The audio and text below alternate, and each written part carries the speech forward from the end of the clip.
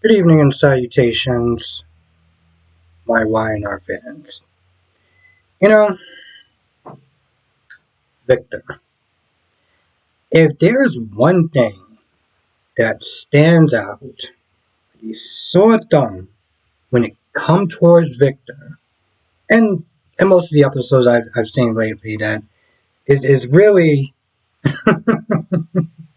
is really connecting this whole not theory, but just what I'm going to say certain.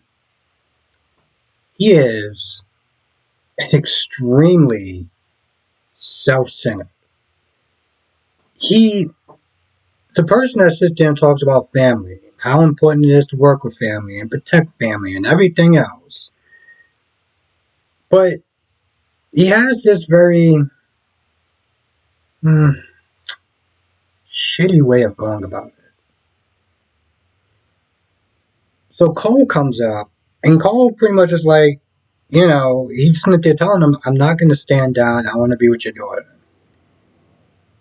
Victor still can't let go of what Cole did with the whole Jordan thing. Which, by the way, he did this to protect Victor and protect the family because, hell, at some point, Jordan was going to get out, and who knows if she was going to hurt or kill anyone there. But he can't let it go. He's still with this whole, you betrayed me. But then it goes even further. He's like, my daughter has been with a string of losers, and I'm not going to let you be another person that's going to break her heart. While I do understand the apprehensive of having another guy in her life that Victoria seems to pick, because apparently she just picks really terrible men. At the end of the day, it's her choice, and that's exactly what Cole said. Let her decide. But he's just not with it. He ain't happy. Um, then he sees Nikki, and he tells Nikki the same thing. I don't approve of him. I don't think he's good enough for my daughter.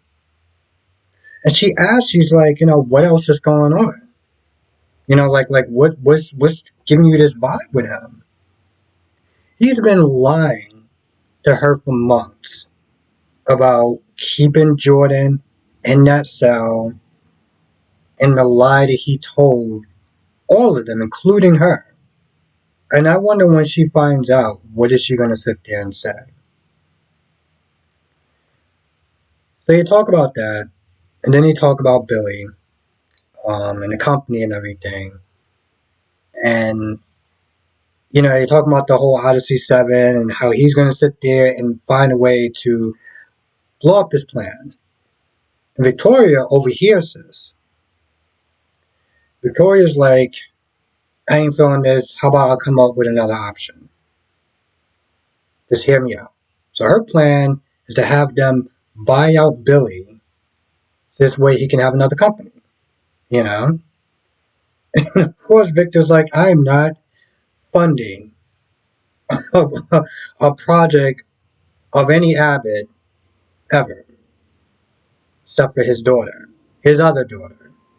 That's also an Abbott. But besides her, all the other Abbotts, Elton and I.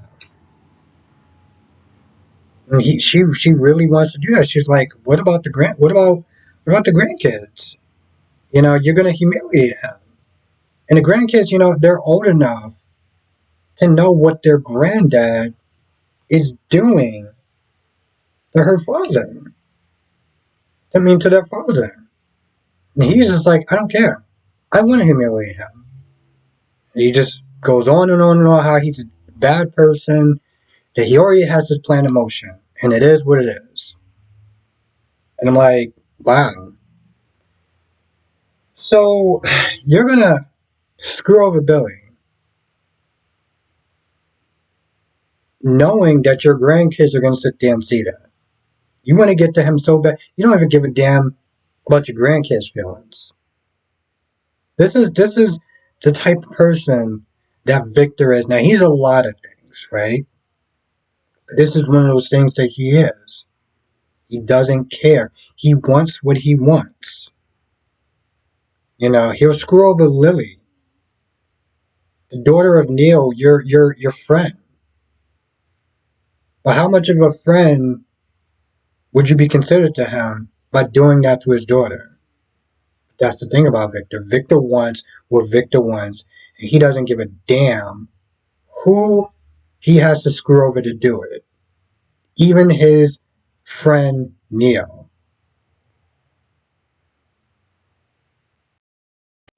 Now, speaking of Billy, Billy is talking to Phyllis, and after he puts her on board and everything like that, he catches her up on this deal, this Odyssey 7 deal.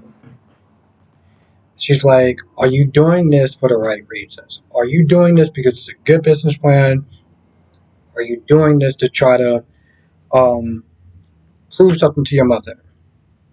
Billy gets defensive, right? And this is after, I don't know if this is before or after he sits there and tells about Lily. I think this is after. Like, he gets defensive, and she's like, yo, listen, I just want to make sure that, you're doing this for the right reasons. I'm cool with being your second in command, but I'm not going to sit there and stay silent when I see you about to jump off a cliff and me not saying anything. Also, Jill doesn't know that Lily got fired. So now he has to sit there and catch her up on why Lily got fired. But still, the point is, you should have sat there and told Jill. Because Jill is going to find out. The fact you didn't tell her is kind of ridiculous. Anyway, there's a point where he tells her to go and finalize this deal. She comes back and she's like, I got bad news. This guy is very apprehensive. He's not ready to sign anything. He wants to sit there and kind of look over the terms again and everything like that. He's like, well, what are you talking about? Why did you say that? They get to talking more.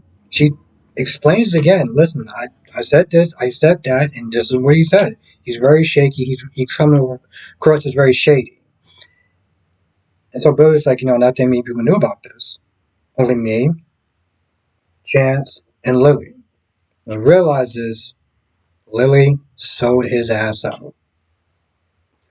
Part of me felt bad for Billy.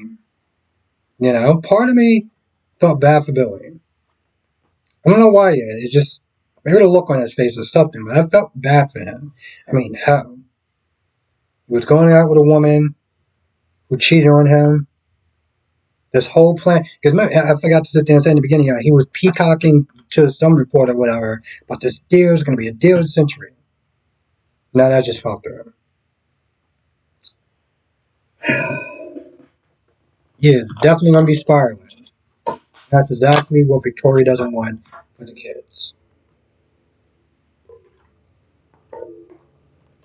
Now, the other part of this episode is about Claire and again Victoria, who Claire is not there being extra in a sense about wanting to know how her parents are doing and the romance and everything like that. And long story short, Victoria's like, I'm taking this slow. Okay, I'm not trying to get hurt again. We're just taking this day by day, minute by minute, hour by hour, which is completely understandable. The last person she was with was Nate. That's pretty much all I got to sit there and say about that. And granted, he wasn't bad or anything like that. And I felt like just that one part when he got so defensive.